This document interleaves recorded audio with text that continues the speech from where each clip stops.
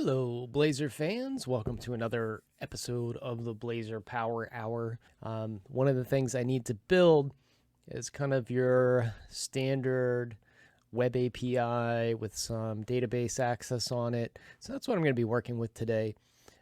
Just kind of setting up some demoware. So if you've never created a database from scratch or built a web API from nothing, you might find some of this interesting. Of course, it's office hours if you have any questions, anything that you'd like demoed. If it's within reason, give it an ask here in chat. I'll see if I can get to it. Let me start by sharing my screen.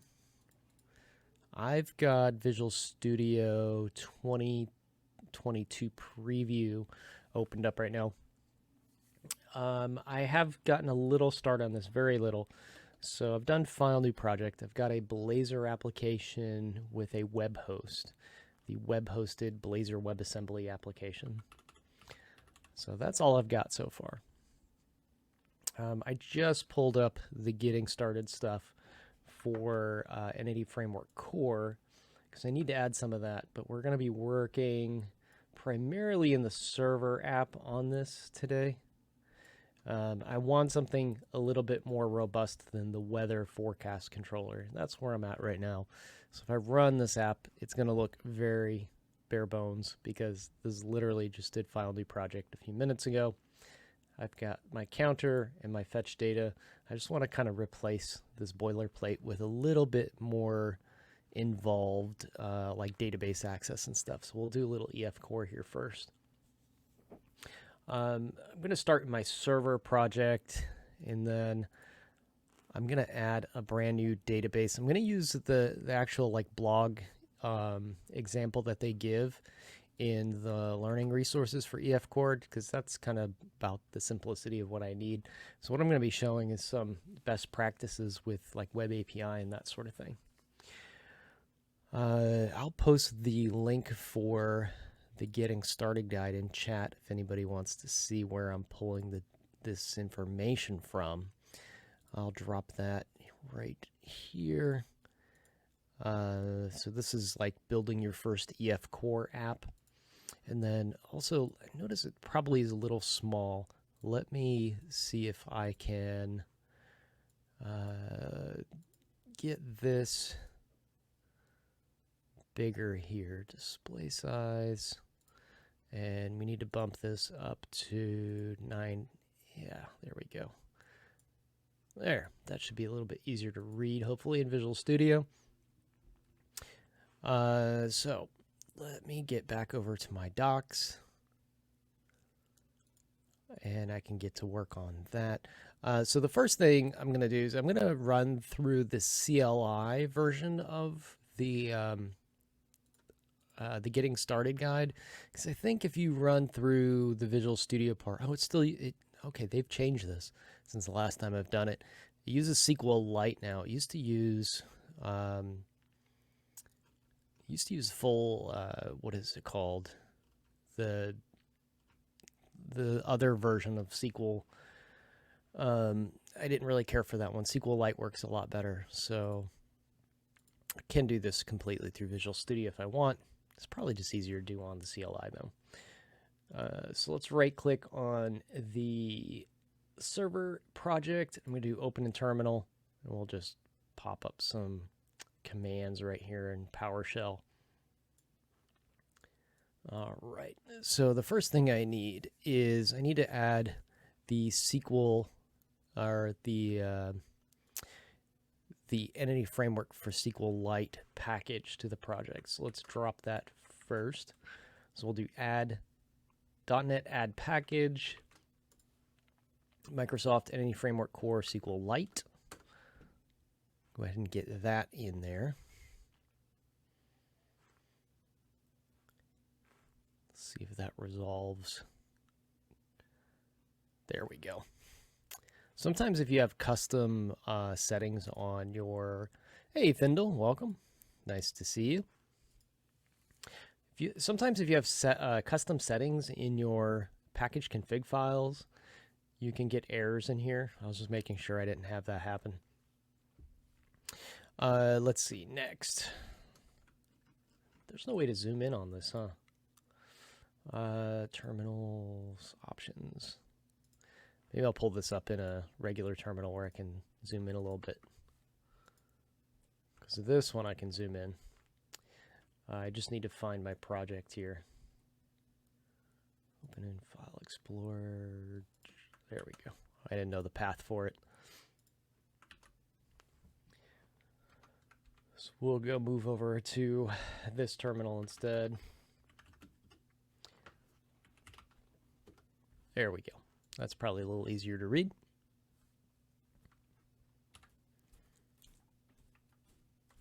Really, NuGet is blocked on the on Twitch profanity filter. That's interesting. How is that a swear? What part of that? What part of that is profanity? That's what I'd like to know. I'm not down with the new terms. The news and the gets. They'll get you. They'll get you canceled. I have no idea either. All right. Let's see. Next thing I need to do. I need to move this to another tab so I quit losing. Hang on. Keep losing track of this because it's on. There we go. On two different tabs there. All right. So I need to create a model. Don't even have a model yet. That's how like bare bones this is. So let's go into server here. We'll do add new folder. We'll call this one models. And then they literally call this one model CS. Okay, that's great, I guess. We'll do new class. I don't want to call this model CS. This needs something a little bit better. I mean, it is a blogging example, so we'll say blog.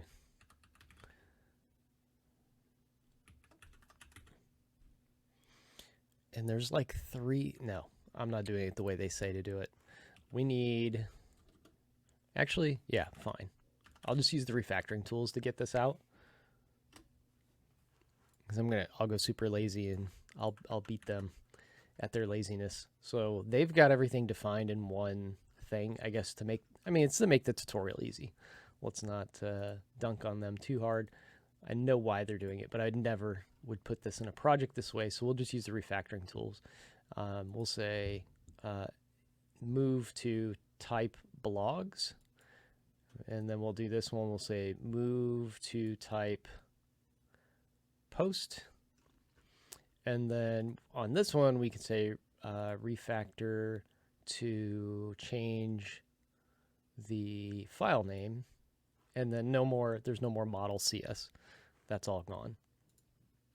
So we've got our blogging context, which has a DB set of blogs, a DB set of posts. It's going to set up the database file and the path for the database file. So the configuration is there. And let's see. One type per file. A file may contain a type, an enum. Yeah, I try to keep everything in a file if I can. Try to keep it in a file, unless they're like very directly related and very small. Like if it's a bunch of records, maybe. I'm going to put like a bunch of records in their own files if they are all related to one another somehow. I am seeing something in here that's very interesting, though. So the idea behind what I'm working on is I'm working on a workshop that deals with nullability, and I noticed nullability is kind of ignored in this example. So we're getting these warnings. Matter of fact, let's do output. No, not output. Error list. We've got 5 warnings in here. There's a dereference of possible null reference. Right. Oop, that's not in that project. That one's in one of my samples. We'll ignore that one. I've got URL must contain a non-null value when exiting the constructor. Consider declaring the property as nullable. So we would have to decide here, when is this string being, when should it be null, or should it even be null? If I create a new blog, does it immediately get a URL? I'm surprised actually to see that blog ID isn't nullable. And post ID is also not nullable. And then apparently every blog, every post must be part of a blog, because that's not nullable either. So the compiler doesn't assume anything, but the tutorial might assume that they're primary keys. And it must always have a key. But the thing is, it doesn't have a key. It has a key in the data set. I guess if you want to split your models, if I'm creating a new post, I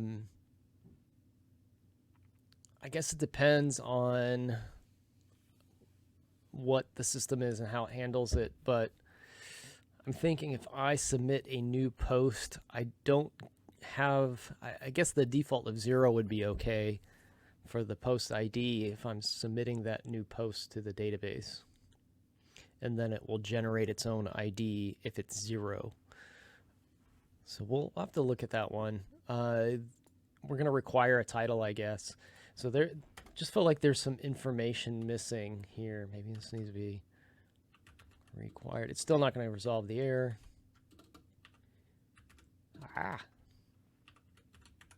my hands on the home keys, maybe. Maybe spruce this model up a bit. It's going to be required, and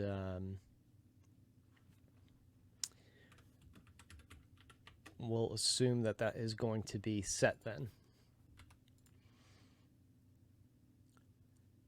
Now, content, on the other hand, content I would maybe do string is empty, just to make sure it always has, I mean, null content's not going to help you any on a blog post, but empty content's fine. Empty string would be okay. I'm assuming like HTML is represented there, and an empty string would be preferred over anything else. So we're going to at least require that a title is there, and we'll assume that any code that sets that title. I think there's some more attributes too that we can look into later, and that'll probably be part of the workshop. There's some attributes that are like nulls. What is the let me see. I mentioned them. I should probably look it up.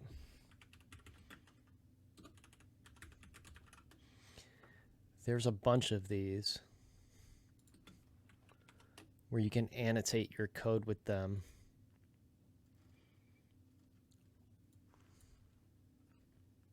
Disallow null is one of them. So these are additional compiler directives that you can give. So you can come in and say disallow null on that title. So this will give errors or warnings to code trying to consume or set or create this post. Another thing you could possibly do here, it might actually mess with the EF model though, which I'm getting way off track already because I'm messing with this, but I kind of want to do it out of the gates because this can affect your database model, your database record or tables, and the fields on them.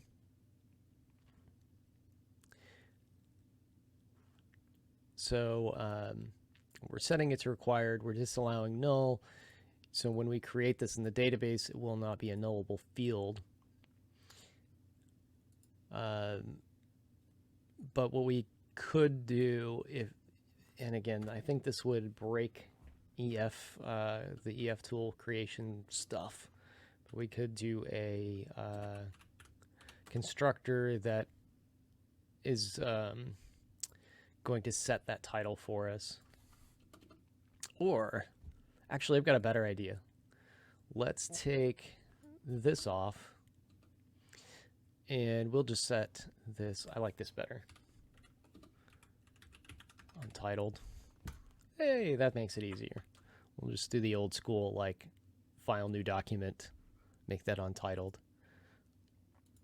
But there are, in fact, other ways to set that.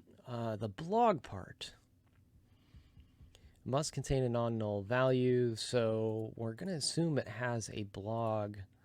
So we either need to do a new blog or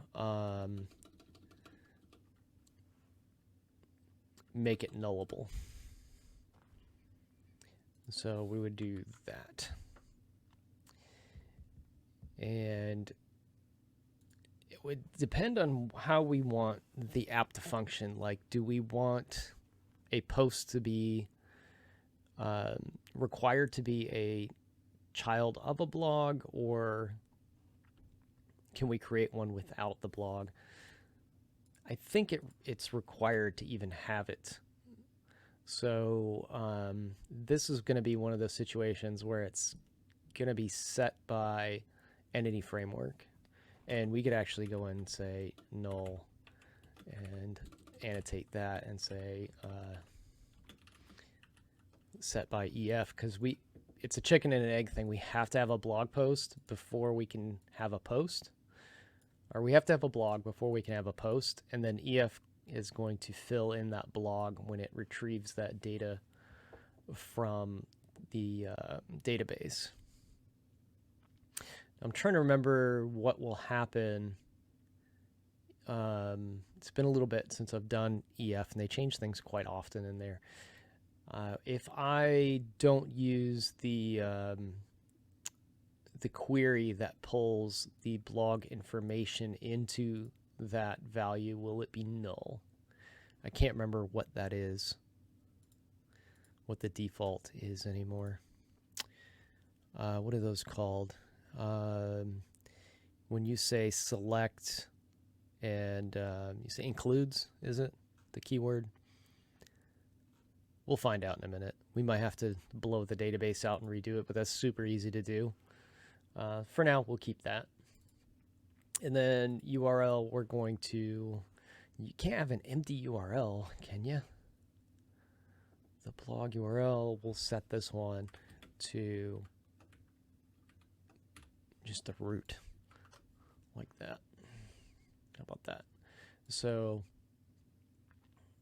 a blog has a definite list of posts. So that gets newed up. I don't know why they left these null in the example, but they did. Surprised to see that we don't get null warnings on dbset anymore. You used to get null warnings on those. So they must have added something to the compiler to not get the nullability warnings on that, because we're not newing those up anywhere. Entity Framework does that for us, so it must be in the compiler that to ignore these DB sets now. By the way, it's null if not included, Thindle. Thank you. Okay, we got our context and everything. I spent a little bit too much time worrying about null, but again, that's what the workshop's going to be about. So we need to create the database. This is the part that always gives me trouble, but we will try. So the first thing we need to do is install the global tool, dotnet install tool, dotnet tool install global dotnet ef. Run that. Successfully installed. That's good. We'll do dotnet package, add the design package. Looks like it restored properly. Then we need to do the initial create. So now we're actually creating the database, and we should see a little database file get plunked into the project there. There it goes. I saw it come up. Where did it end up? Oh, migrations. The migrations folder came up. The database file hasn't been created yet. So initial create creates the migration. Then we do update, and the database file should... actually, the database file doesn't get created until we add something to it. Is that right? I'm trying to remember. It's, again, been a little while. We created the initial migration. We should be able to add data to it, though. Create, read, update, delete. That's where we're at now. We have the database is ready to be populated. So they're doing this from a console app, but we're going to go ahead and just slap it right into here for now. And in program CS. I woke up Smab with the microphone adjustments. Hello, welcome. Good morning, good afternoon, good evening. So we need to create something. Actually, we need to set this up properly. Let's not... I'm going to go off script for their instructions. I don't want to do it in here. That's messy. I need to add the service, though. Which isn't in their instructions. So I think it's builder services add any framework. Does it add any framework? No. I'm not going to figure this one out off the top of my head, am I? Nope. All right, so let's look for... I'm going to keep that open for a moment. But instead, let's go over to GitHub, and then I think I have some samples that already have all this integrated.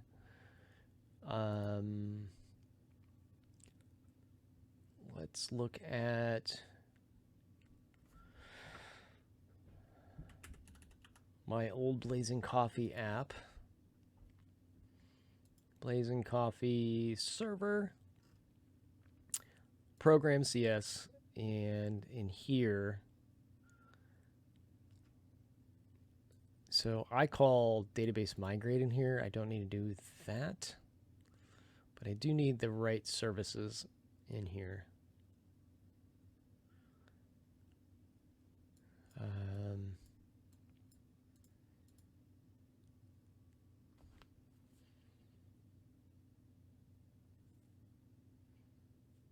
Gosh, is there anything else I need to add? I feel like there's a service that needs to be added to the server application for this. Because what I want to do is create a controller. Let's see. Let's go with that next. Do add a controller. And then we will do a API controller and let the scaffolding tool take care of most of this. And that'll tell me if I need anything in DI.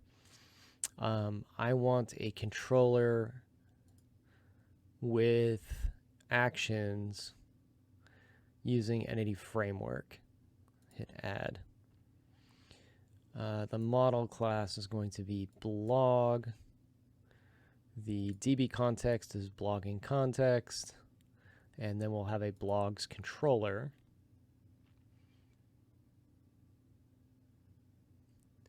See if this does it for us.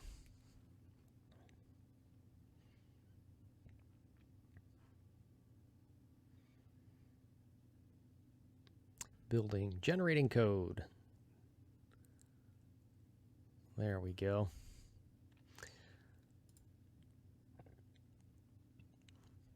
So we have a blogging context. That's what I need to inject. And I don't have anything for that yet. So I need to set up dependency injection with the blogging context. and that is not part of the tutorial. They just new one up and use it directly. Next steps. It's in the next steps. So they go to a completely different data set in that example. So the two examples do not go together. So I now have a student and enrollment example. I don't want to do all of that. I just want to see how I set this up because I forgot. There we go. So I should be able to do this using Microsoft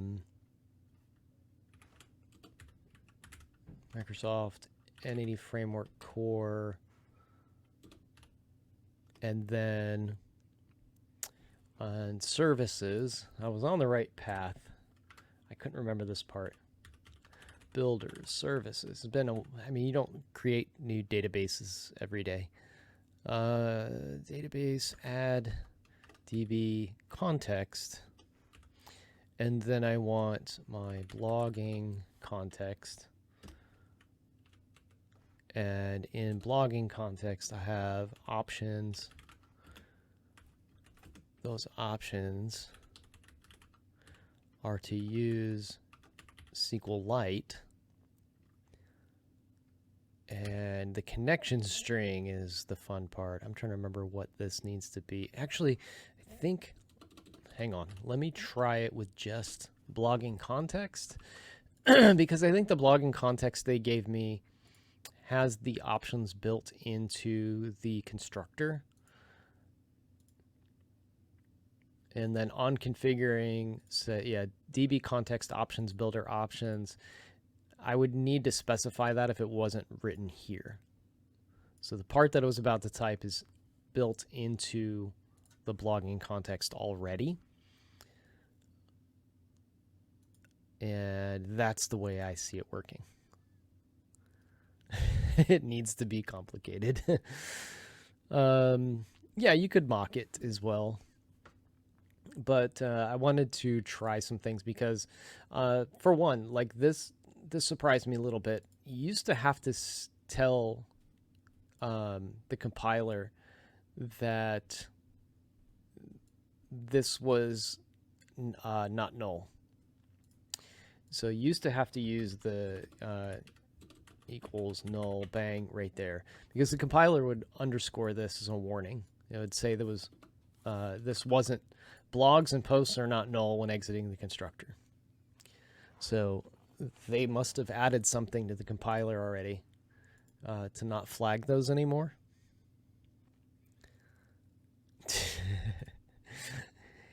It can get messy. It really can. Yeah, you really do need it though, because I can show some examples. So one of the examples I was working on yesterday, it might be in the project that's underneath of this. So that, yeah, on this one, you actually need it. On this one, no, not that one. That one?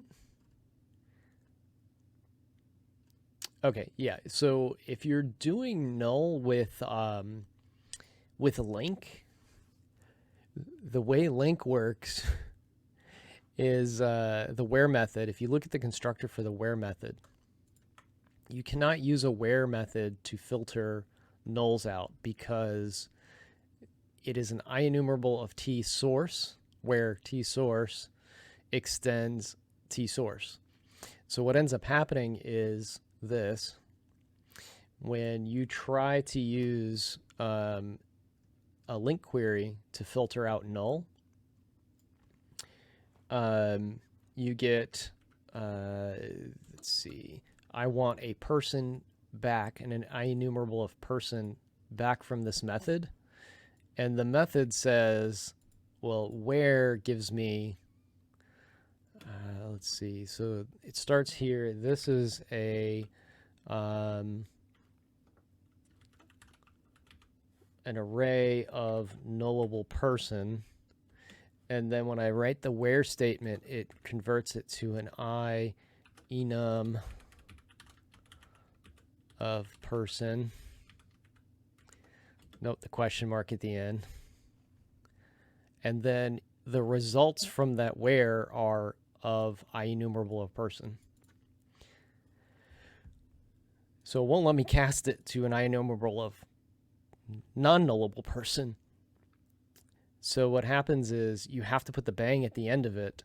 Otherwise, watch what happens. Boop. You get that nice big fat green line. Because the compiler doesn't know that this where is literally weeding out every null from person and address. There's no null in any way, shape, or form coming back and being passed over to this variable of persons, which should probably be people, persons. And then when I use it later, it's still on aware, and there's no way that address is null here, but it thinks it is anyway. So you see the underscores. So I have to have something I can put in to say, Mr. Compiler, this is null, not null. There's no way it can be null. I just filtered it to make sure it's not null. It could be empty. It could be an empty array, but there's no way it can be null. And those are two different things. And it still is like, hey, this might be null. So I injected with dependency injection my DB context. Trying to think if there's anything else I need to do to make this work other than just like calling endpoints now. So I have blogs controller. It sets up the context. I can get blogs, but I don't have any. I like to see that this scaffolded out the correct status code. So this is sending out a 400 or 404 a not found. And then again, if the blogs is null, it's not found. Blogs is not nullable though. So again, that's one of those where I need to go back and see if it needed to be null to begin with. Return not found. If blog ID is not, okay, this one is protection against overposting. It's not, okay, it is saving changes.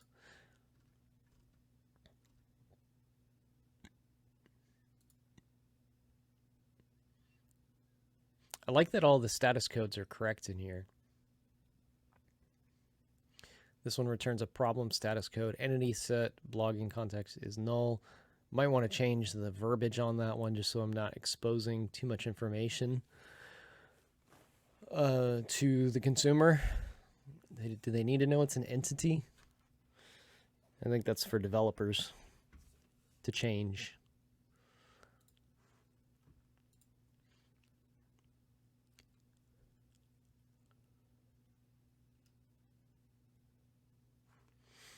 All right. If you want to go dad jokes fuel, I've got dad jokes for you. Do you know what the opposite of irony is? Fuel? What's the opposite of irony?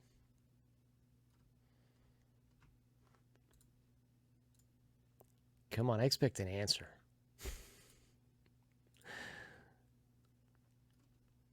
Wrinkly, of course. Wrinkly.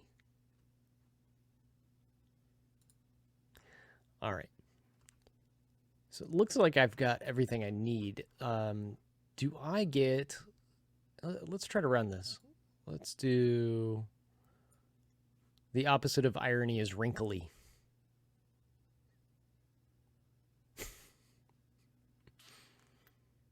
Come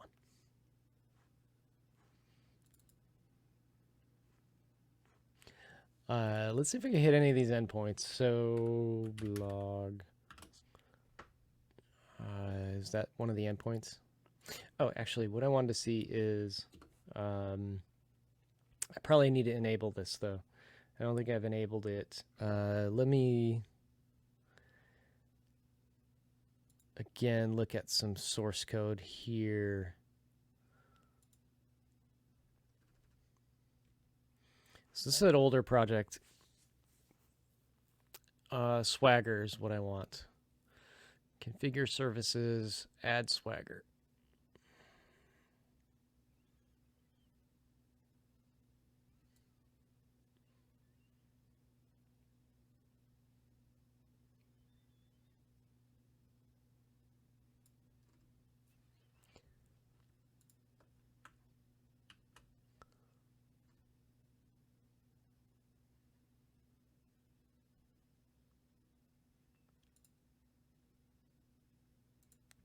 So if I want, I thought Swagger came by default these days, but apparently it's not part of the .NET Blazor project stuff. Let's try builder dot services, add Swagger gen, and that is not a known thing. Why? What do I need to add Swagger?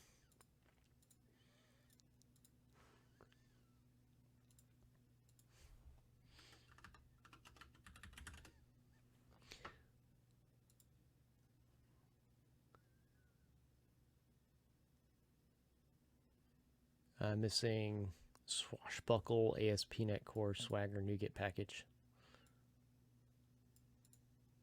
Oh, this one. I need that one. Sometimes it'll prompt you in here, depending on the dependency. Matter of fact, I'm in runtime mode. Let's see. Nope. Okay.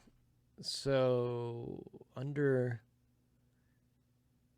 that's the wrong project. Let's go back to this. And dependencies, add NuGet package, Swagger.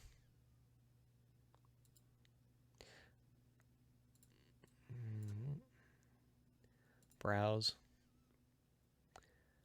Swashbuckle ASP.NET Core install.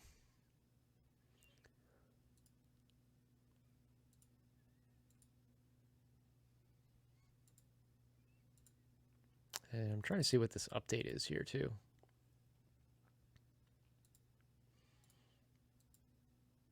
I've got an update pending in here. ASP.NET. I could bump that. I'm not going to do that right this second because I'm already trying to figure out what I need to do to make this work. Hopefully the database will be created as soon as I pull Swagger up. Wait, I was reading the license agreement. Weren't we all? Weren't we all? All right. So that should be installed. Now I've got this, but what is the problem here? Using Microsoft Open API models. There we go. Hopefully this is the same configuration. Maybe like I should have read something on that for a second. Let's bring that back up. I haven't done this for a while. Let's just make sure that's still getting started. Add the NuGet package, add the gen. If development environment, add Swagger UI, I want that.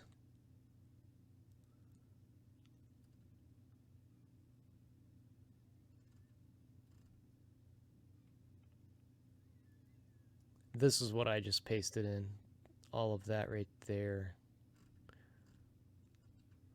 So maybe, I didn't add the UI part though, I didn't see that in there. I don't have security yet, so I could probably comment that out. Don't have a security definition. Yeah. If I add security to it, I need this, but I don't have security right now. It's just kind of wide open. So all I really needed was that line. And I also need a title. So title v1. And that should be enough. and that needs a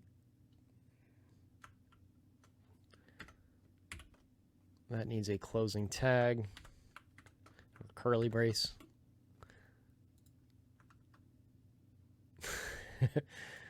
That's how it works, right? You just you don't just comment it out. You do if username is admin.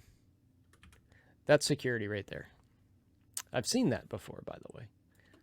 If security is admin, then there's something still wrong with this statement. There we go. I've actually seen that in code. If username equals admin in string, then do things the admin should be able to do. Witnessed it with my own eyes. That was scary.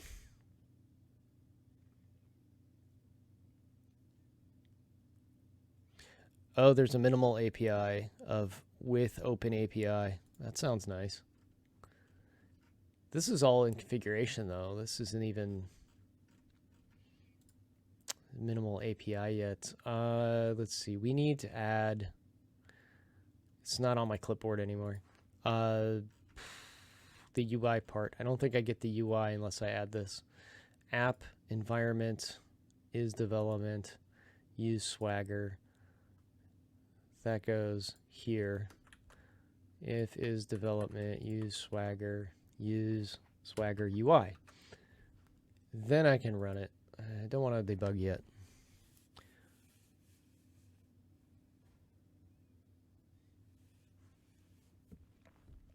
Now can I do Swagger in here? Hey, it works. All right. So I want to post a blog, because if I get a blog, it's going to come back a 404 right now, right? Try, execute, no parameters.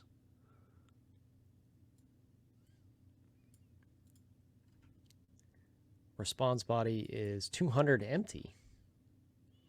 How did that come back empty? Success. Blog post 0. URL string. Oh, that's just the schema. That's not. The response body is empty. I expected a 404 from that. Let's try a get. This one definitely should be a 404, right? Because we don't have any blog posts. If I hit 1, the response is a 404. There we go. Not found. That should be a resource not found. If I do a post, I need to create a blog. So if I hit try it out, I should be able to create a blog. So here we go. This is where I'm confused. So blog ID in the URL.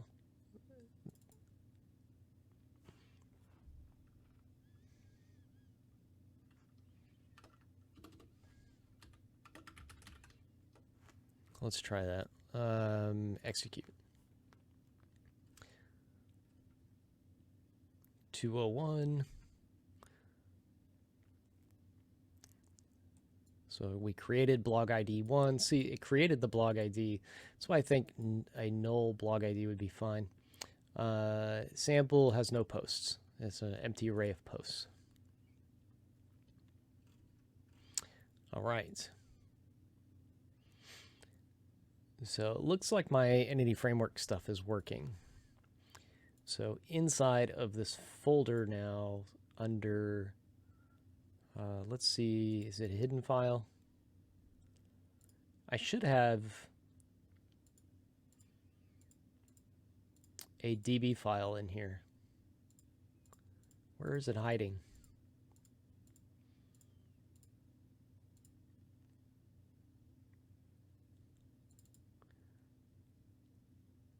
Properties, controllers, migrations, models. Pages, yada, yada, yada. I don't see my DB file, though. How could that be? I just committed to the database. Got an array of all the blogs, which just happen to be an empty set. It shouldn't be an empty set, though, because there wasn't a database created yet. I guess any framework is like, okay, I'm going to return you. Let's see. Where's the code for that?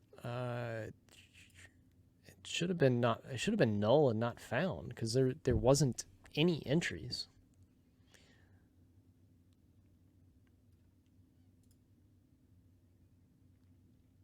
The standard get for API/blogs is context blogs, which wasn't created yet. You would assume it'd be null, but any framework, I guess, said it's just empty. And where's my database at? Where's my database at? All right, so let's try open in terminal.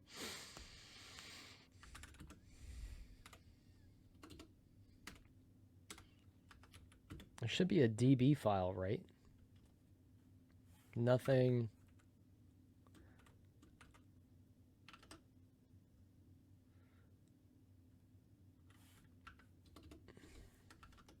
Is that the right command?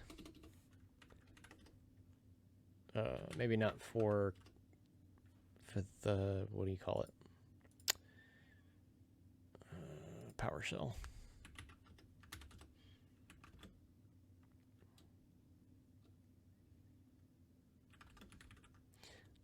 I thought it would create it right in the path of, it's a SQLite database, so it should just be a file just hanging out in the project.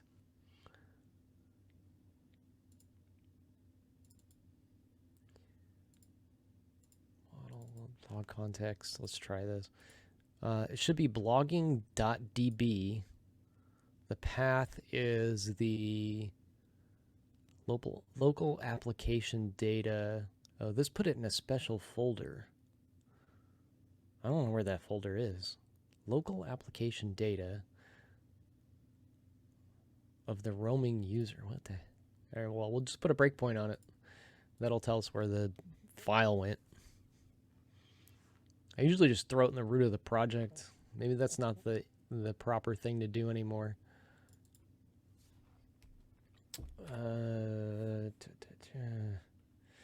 Do the what is this thing called again? Swagger. Go to Swagger. Actually, I should have hit the breakpoint already, right? I guess I didn't new up a context yet, so no. Do any of these, I should get it. There it is. So the path, folder. Okay, so it's here. App data local.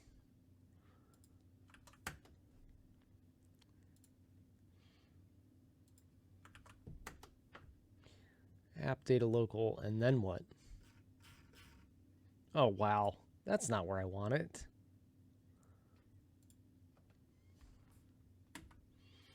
That is not where I want my file to go. That is a weird spot to put it. I wonder why. Maybe it has something to do with Linux and Mac. Like it'll error out if it's not in the app data folder.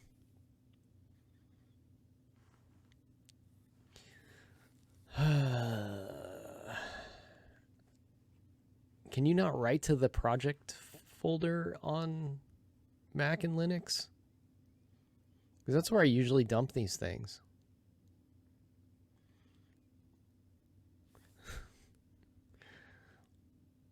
StarCraft 2? Is that what that is? StarCraft 2?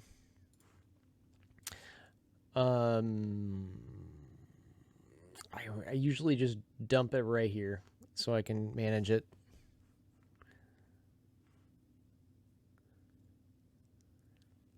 It's the right spot in Windows, but normally on a subfolder.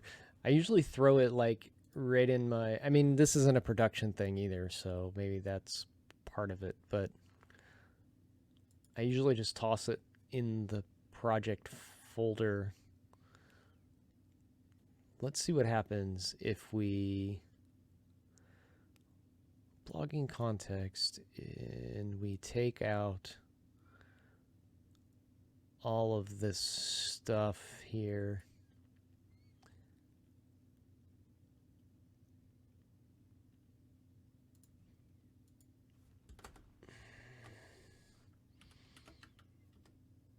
I mean, really, I don't even need that. I just want to name the file and see where it goes.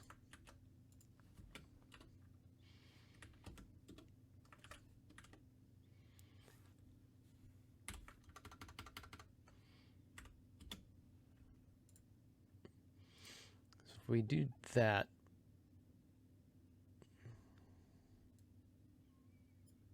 then run it.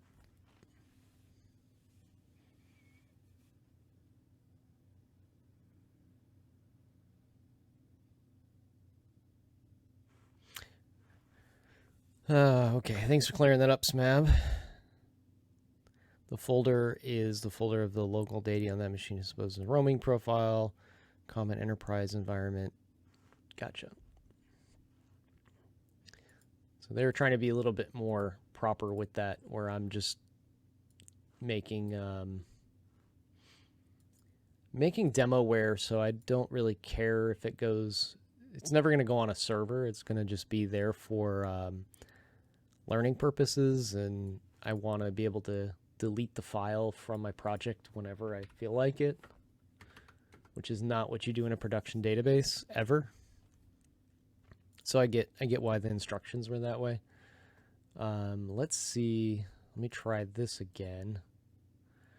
Is that okay? Now I have a 500 error. That's not good. SQLite, no such blog, no such table as blogs, because I need to go back to PowerShell, and in PowerShell, let's see, let's close that. I got a big error this time. Big bad error. I need to do another, let's see, where am I at? Databases, yada, yada, yada. Run the application, EF, migrations, initial create. I think I need to run this one again. Database update. And that will put there's the file. Okay. There's the file now. I can see it. I like to generally keep it here for demos, because I will do demos at a conference or something, a workshop, whatever it is, and then I will come in here and just go delete when I'm not using it anymore, and then rerun the initial create, which is why you'll often see in my code on program CS, I actually just run the initial create directly in the startup process. There's a couple lines of code you can add in here that's like right between building your services and building the app, where you go back into all of your services and pull out the DB context and initialize the database in there, and it drops the file, so you always have a fresh one when you're working on a sample. So I haven't got to that yet, so this should actually run though. We should have this running and should work now.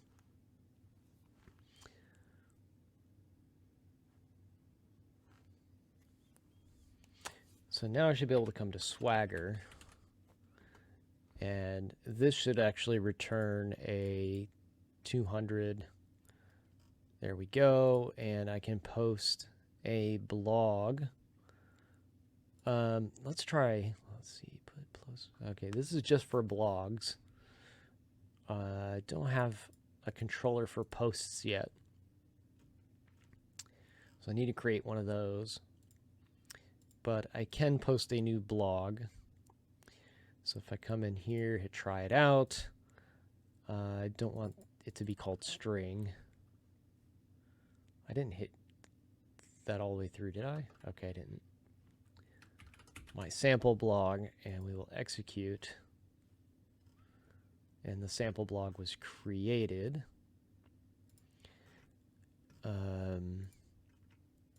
if I come back up here, try this one out, hit execute. Oh, I did create one called string. Well, let's try the delete then. We'll go in and delete, try it out. Love when these don't have any security on them. I can just come in here and blast away at the database.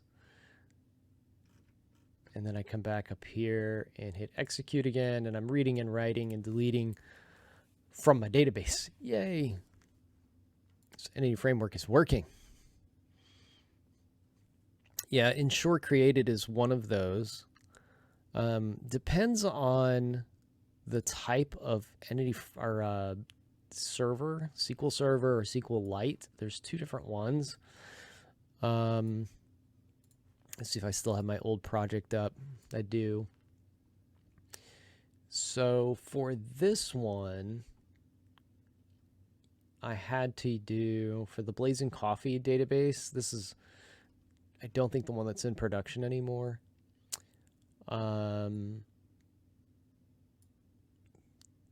This one uses what method? Models, migration, no, it's under, it's not under models, it's under data. DB initializer. This one I have to use a seeding thing. It's called DB initializer. And then it runs through and creates the entire database. And for that one, what's the context on that one? On configuring.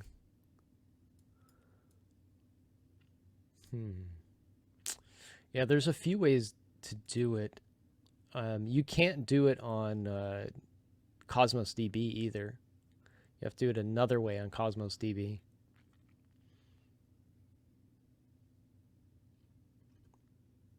I don't see the ensure created on this one. I'm trying to remember what I ended up having to use. There's a couple built-in ways. There's use Swagger twice. Oh, one Swagger UI. Oh, maybe it's in Program CS. This is the older style. It has startup and Program CS. Yeah, create DB if does not exist is a method that I had to create, because you have to go in and grab the service provider, get the services out, then you got to call context database migrate, and then I call another custom routine to initialize it. The built-in ensure created, I think, will generate the database itself, but it won't seed it. And then database migrate did something else I needed to do that the other one didn't. So I call context database migrate, and that kicks off the database, and then I initialize it. There's a couple different SQL providers too, and some things work in some and not others.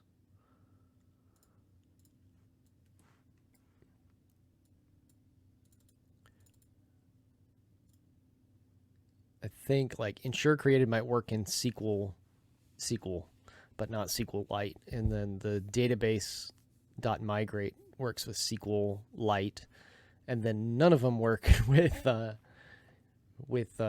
Cosmos DB. Yeah.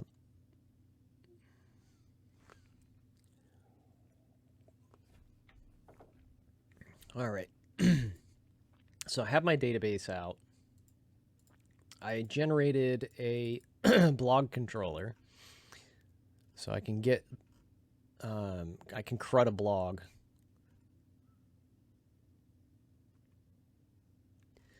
But I don't have a post controller, so I need to add that. I'm going to do add new controller. I noticed this doesn't have minimal API. It just has the regular scaffolding. So there's no option for minimal API scaffolding. That's kind of interesting.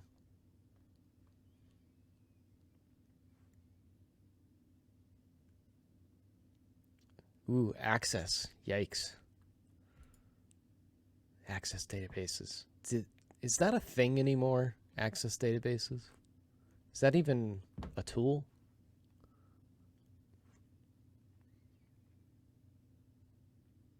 So I want a controller with actions, any framework again.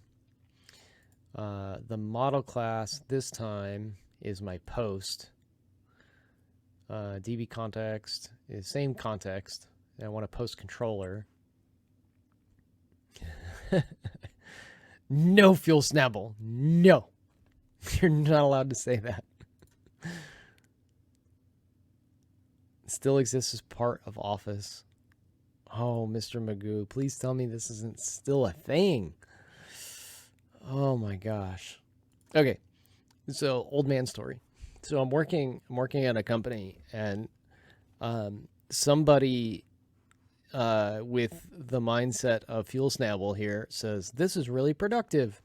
I'm going to create this system that does too many things. They did like a whole production automation type of thing with access, collecting data, reporting, yada yada yada. It worked great in testing. So it was their kind of pet project, one of those works on my machine type of scenarios. Their method of deploying this database to the company was to copy and paste the access file from their machine to the network. The way this used to run back in the day is when you would double click on the access file on the network, it would then copy the entire contents of that file to your local computer and then run it. And our networks were not incredibly fast back then like they are now, and this thing was like 38 gigabytes, and it would take like 2 days for it to open up on the client's machine. And the person that created it was like, it works great on my machine. I don't understand why it takes 2 days for it to open when a client wants to use it. Now that I've copy and pasted it onto the shared drive on the network. Needless to say, we had to rewrite that in SQL.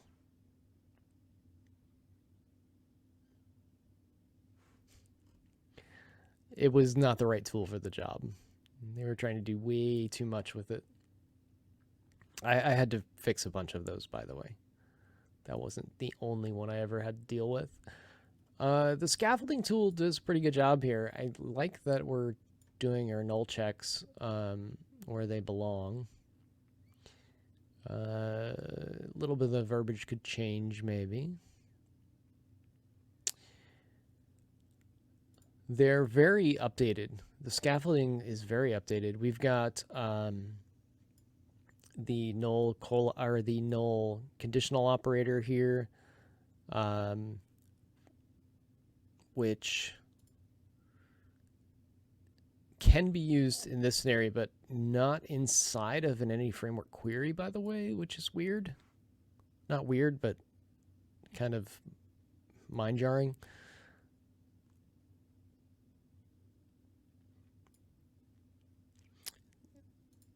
Does anyone have a good reason to not use a database apply migrations in startup? Smab says it's very bad practice.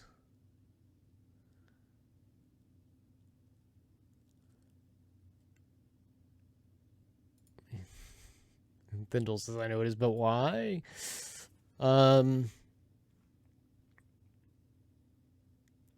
Yeah, nobody has a good reason to push from a dev machine straight to production. Agree with that.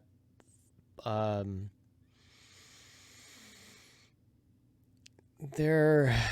it probably could, if you automate too much of it, it could probably lead you to shooting yourself in the foot a little bit too easy.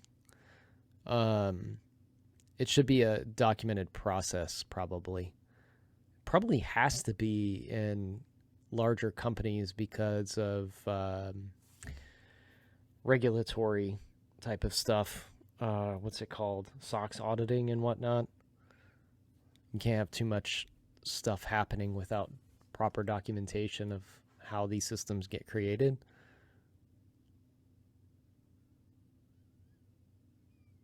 How often do you do an actual like initial migration either?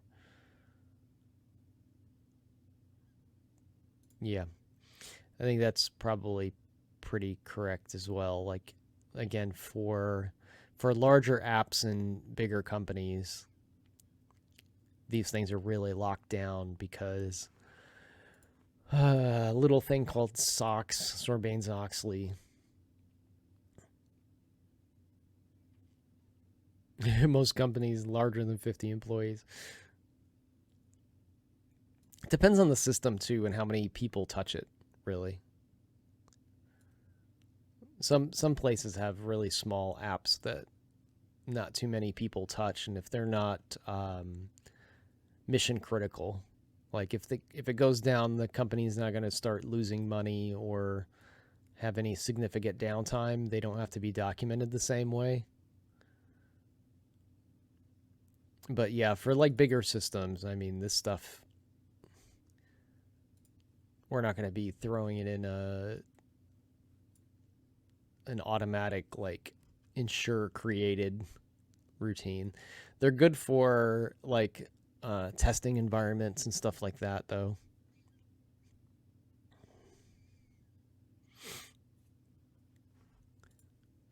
Good old DB discussion. I'm glad I don't do database development work anymore.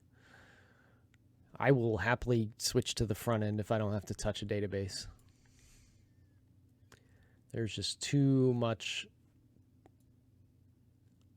to think about on that end of stuff. Front end is too hard. Yeah, I deal with the politics of databases with a company, the IT infrastructure and the what do you call it? The SOX auditing stuff I just mentioned. If you have to do a SOX audit once, you'll want to do front end. You'd be like, front end is where it's at. I mean, I don't have to go through a SOX audit. Fun story there. Like I had a SOX auditor one time tell me, like, he required that every report that we did, yeah, you're lucky, and it's not socks with a like you wear on your feet. It's SOX, like that. You have an auditor that tells you everything they want to see out of the system, and they're like, we want a SQL query run on such and such a table on this date, and then another run on this date. Run those, and then take a screenshot of the results. And one day I just got fed up with having to do this manual work, and I went to him. I said, dude, like, why don't we just automate it and let it like send you an email with the results? Like, why do I have to physically take a screenshot of this table of data? And the guy looked me dead in the face and said, well, you can manipulate a text file, you can't manipulate a screenshot. Right. Because Photoshop was not going to let me do that already. I mean, that's the can of worms, though. You don't want to open that can of worms, Thindle. You just kind of count your blessings that, like, because, like, what's this guy going to come up with next? If you're like, let me show you how easy it is to manipulate a screenshot, then it's going to be like, all right, take a photo of yourself holding the morning newspaper next to the report on the other side. Like, it's going to be more involved. Auditors going to be auditors. That's all I can say. Like, Yeah, never tell them you can fake it.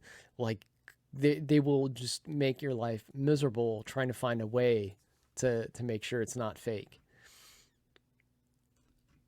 Because auditors going to audit, and that's, oh my god, it was so painful to sit there and run these scripts and then take screenshots of it and then email screenshots, and oh my gosh, it was so meticulous. That is not my thing. I will do front end dev any day compared to that.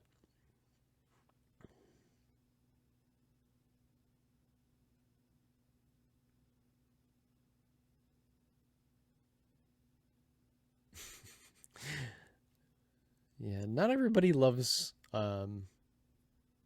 Entity Framework, but when I'm trying to do stuff like this and I don't have to write SQL code for all of it, it's fine for me.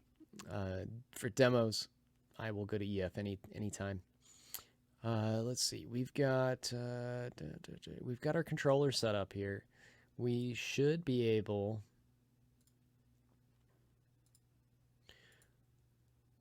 to run the app.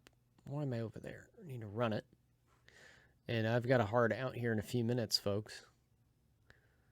Glad to have everybody on chatting about their favorite and least favorite parts of dev today. Swagger.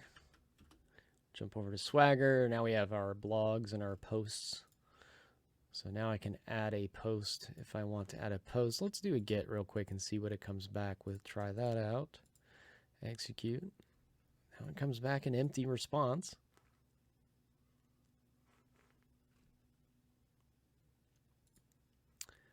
If we do get post by ID, there shouldn't be anything there. We'll go ahead and try one of those. There we go. We got the proper 404 on that one. And then we should be able to add a post as well. And if I do a post, see, I went ahead and made these to where they're not null. So it does require the blog.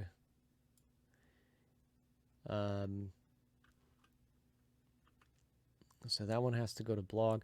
I don't think you have to specify the string though. It's funny, it's in the schema. It just, as a matter of fact, I don't even need that, right? It just needs,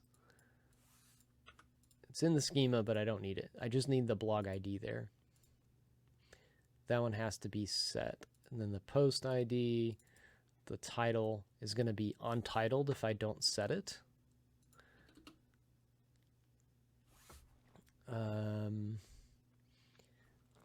If it's not passed, let's see what happens if it's not passed in there. Let's just new up a post with the most minimal information. Executed, error status, contains a trailing comma. Oops.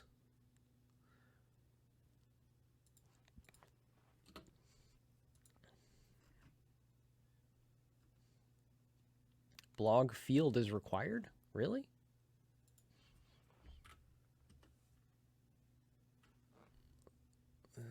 Okay. I thought blog ID was enough for EF. I guess the endpoint is requiring it. These should go to null if I don't specify them. 500 error response. Yeah, possible object cycle was detected.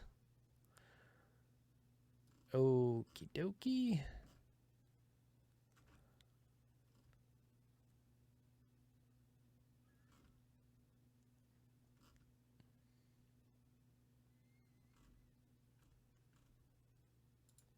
Let's try resetting that. Let's just hit execute on this and see what happens. That one's not working at all. Something with what it's scaffolded does not work.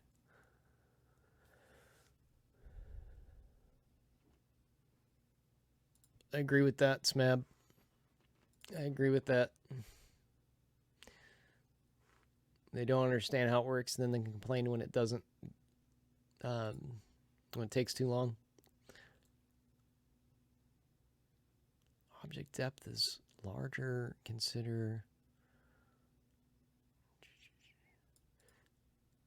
I don't think it generated the right the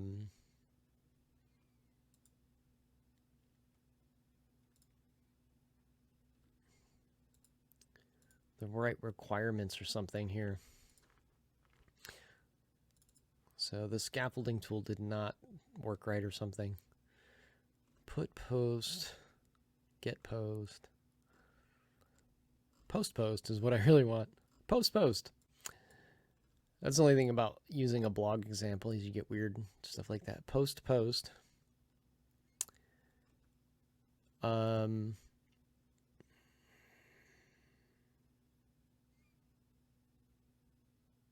This is where it's failing.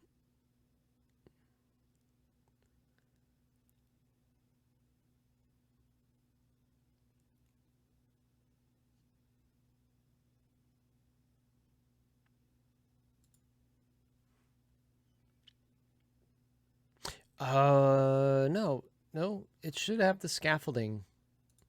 I thought about that for a second. It should have everything scaffolded correctly.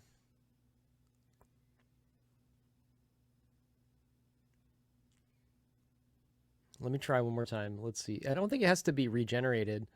I don't think it has to be reinitialized. If I do get blogs, try it out, execute. I have 3 blogs in here. I don't know how I ended up with 3 of them. But it did post 3 blogs.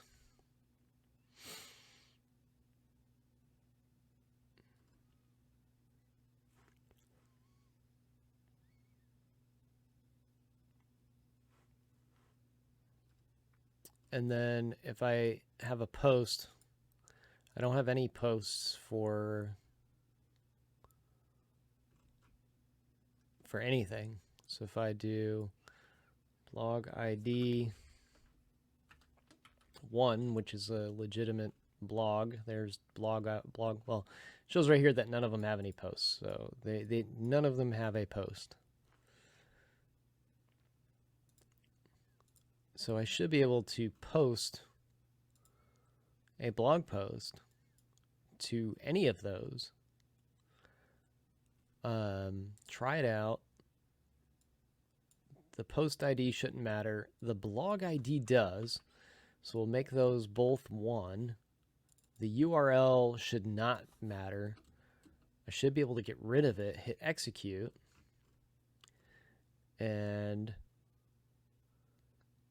unique constraint failed, blog ID. Yeah, that, because I'm not trying to add. That's why I thought this was odd, that if I got, I guess if I don't have it, it will, well, if it's, shoot.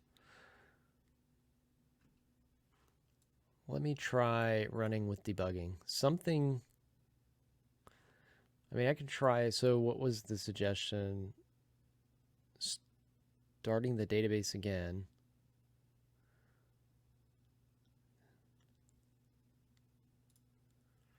So delete the database. Is that what you're suggesting? You're suggesting just delete it and fire up a new one?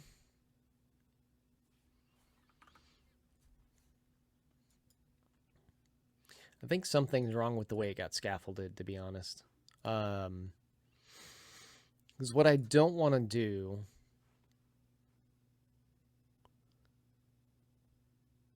actually, you know what? Let me go back to the documentation piece here.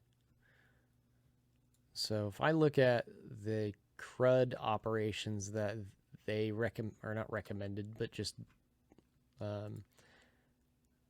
put in for the demo, if we want to create a blog, we add a new blog with a URL, we save changes.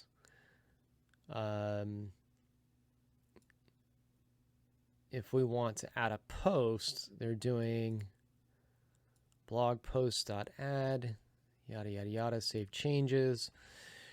So what the scaffolding tool did that I think is wrong,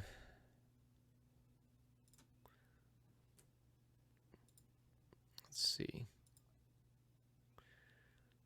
So they're going into post, adding a new post. If we go in here, post, add new post, why is that throwing an error?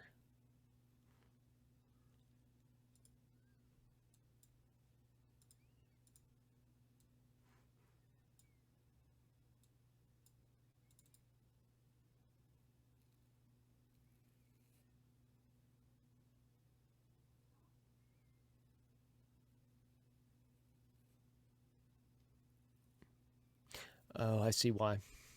I think. Oh, yeah. That's exactly why I thought. So this is going straight in. Let me compare the two. The scaffolding is wrong. The way it's trying to do this, it's too... see if I can compare the two here. So if we look at the demo that I got this from, it's all being done in a console app under Program CS. And if you look, they new up 1 DB context. Then they create a blog post. So now we have the blog entity in memory. They saved that one. No, they don't have it in memory yet. Sorry.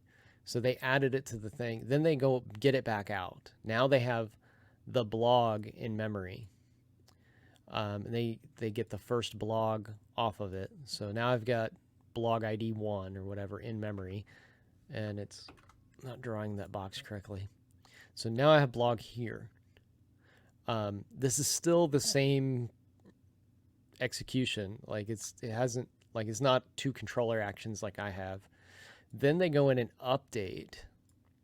They take the same blog they've already got an entity reference to, and say they update the URL for some reason. That's kind of out of scope what we're doing. But then they go posts.add on top of that new blog. So what I'm doing here is completely different because I just scaffolded it. I didn't do anything but scaffold it. What I need to do is when this post comes in, I actually need to go in and say, get the blog off the post.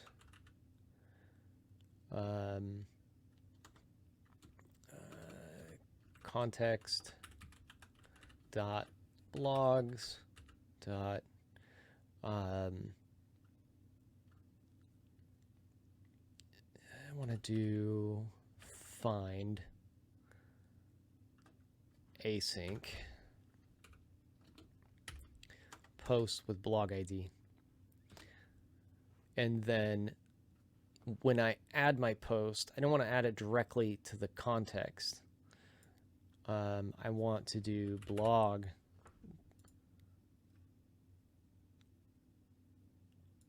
dot post. Come on, blog. Oh, I'm not awaiting it. Await blog dot posts dot add post. And then I need to bring in their error checking stuff here as well, because you don't want cross-posting attacks and all that good stuff. So let's see. It's not going to be if context post is null. It's going to be,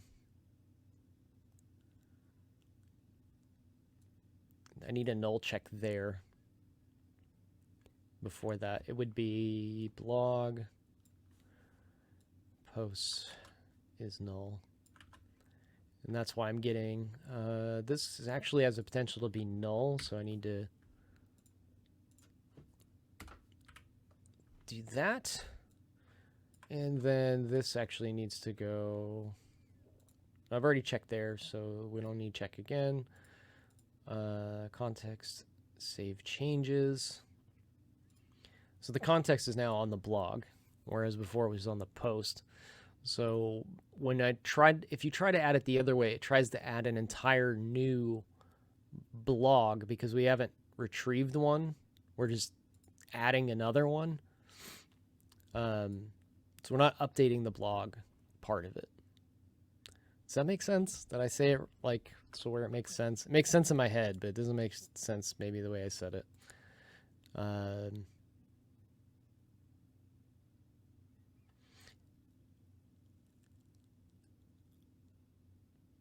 It should still work the way they scaffolded it. So the way they added it before, like you're not going in and fetching the ID first. So you're not getting the entity.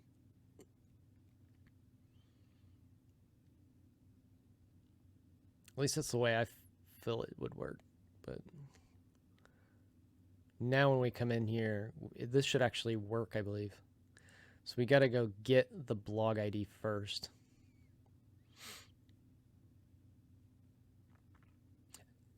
So I was surprised that it required the entire thing too. Maybe that's like part of the nullability piece here. Like it says it, you know, it's not null because it's set by EF. I did that. So I already knew it was going to do something there, but I didn't think it was going to require it.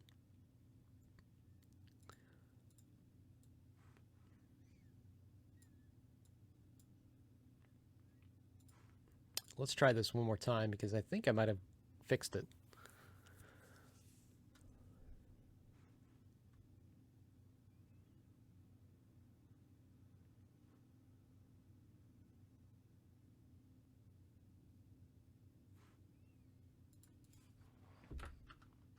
If I do swagger.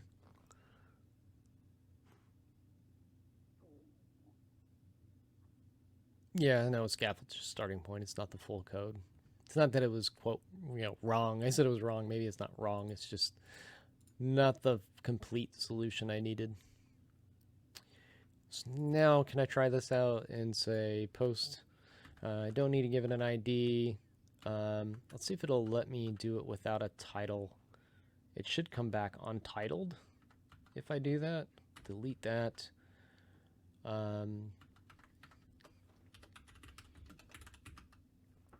And then blog ID 1. And then that, since I'm not going in and setting that, it should be all right. Let's try it. Response 400. The post field is required. So did I not set the post field? The title field is what I didn't. Let's try resetting that again. Let's see. What's the minimum requirements here? String. Let's just see if I can get anything through. Test that. Blog ID 1. Execute. Let's see what happens. Okay, that time it's saved. And then this got read through.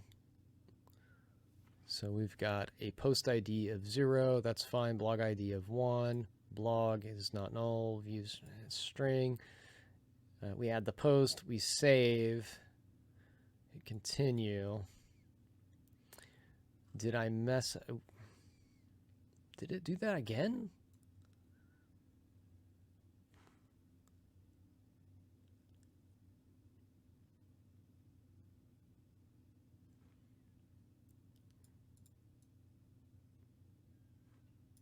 There's something with, I think, the return on this one. This 500 error comes from, it doesn't go back and get it again. Is it because it's trying to return post? Like you're supposed to, but it looks like it's trying to, like, it's getting into a recursive loop here.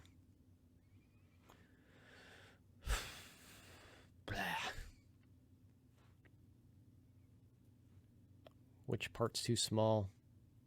Is this too small? I got it pretty big there. Or the error message. The error message is pretty small. Let me try generating it one more time. Let's see what happens.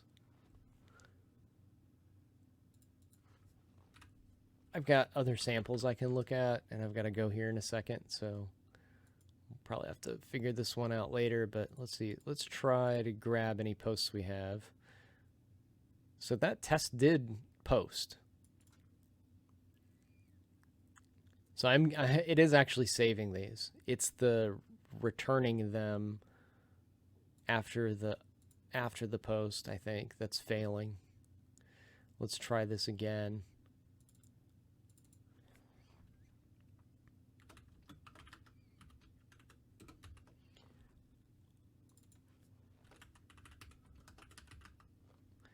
We'll put that one on blog ID 1 again. Hit execute. And I've got, okay, so created action. This I think is where it might be blowing up. Hit continue. That is definitely where it's blowing up. I don't know why I'm not getting this in Visual Studio.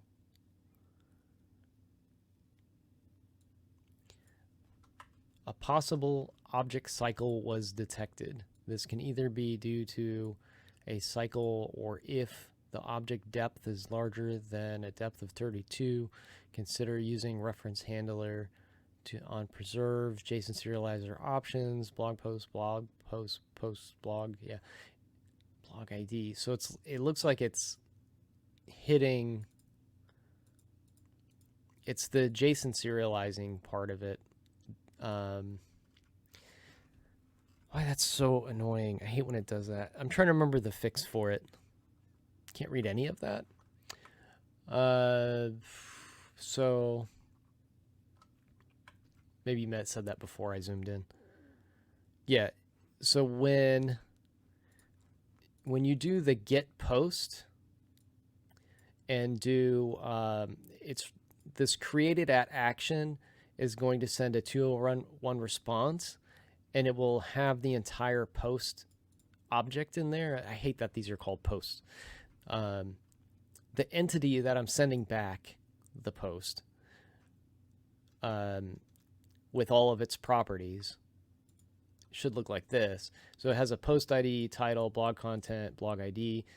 When it hits this, it then looks at the blog and sees that it has a list of posts, the serializer, and then it starts going through all the posts, which contains the post that we just created, and then it starts doing an infinite loop, and it keeps re-referencing this post and this blog and this post and this blog, and the JSON tree gets massive, and then it finally runs out of memory and quits. So there's a setting that you have to set to make it not do that, or you have to cast it. You can detach the entity, I think, and pass it to here detached. I'm trying to remember how I did this before, and I hate that I ran into it again. Let's see. I have my Blazing Coffee demo that has, you have to set it in middleware. MT programming, thank you. I have another project that I've done this in that's a good reference for it, so I can look in there. So you say in middleware, it should be in my middleware for either this one or that. Is it in startup or in program CS?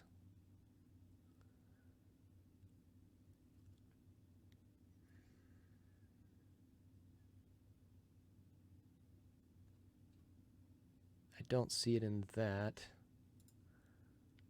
Configure host, run. I don't see it there either. Is it in app settings? Not in app settings either.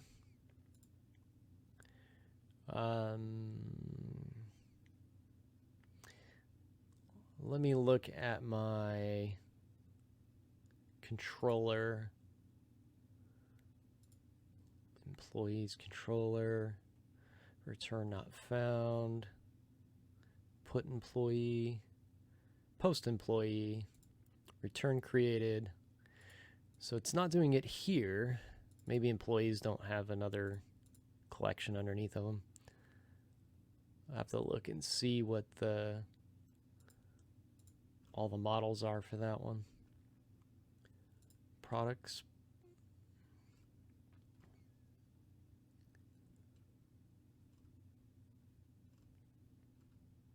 Created at. I'm not having a problem with it here. Where did I set this up? Go back to chat here and see what y'all said.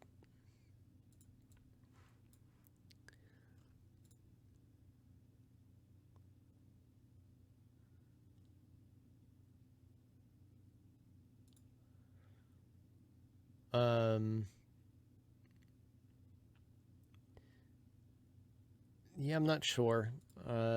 That's the way it was designed in the tutorial that I looked at. Yeah, I know there's a setting for it now, like M2's refresh my memory. I just can't remember where the heck it is. And I have a hard out. So there is a JSON setting that will stop it from going full recursive on you. I can't remember where it's at, but that's what it's doing. That's exactly what it's doing. There's another way to do it too. If you cast it to another object, it'll not do that. It's because it's an entity framework. So post is still coming off of that, but it's attached at that point. You do save changes, and then I think you essentially have to copy the properties, and that'll do it, or you can find that setting. I have to find the setting. I'll have to do it another time. I have a meeting to get to, but thank you all for joining. Thank you, M2 Programming. I'll have to go look and see what that middleware setting is. It's called reference loop handling ignore. Thank you. I'll have to go search that, and I need to search it before I close this window out, so give me 1 second. And maybe we'll raid reference loop handling C#.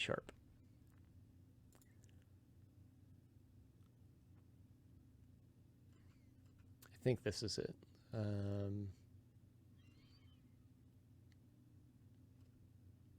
That looks like it right there.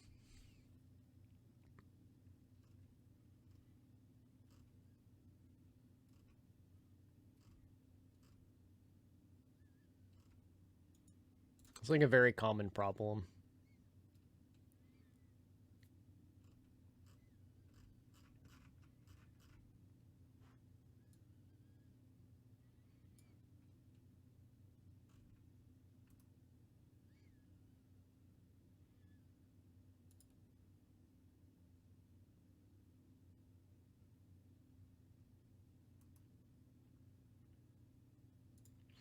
That's actually a good enough reference there, because then I can find the right implementation for the versions I have just based off of that. Thanks for joining me today for these office hours. We didn't get into much Blazor at all, but we did a lot of ASP.NET. So see y'all soon.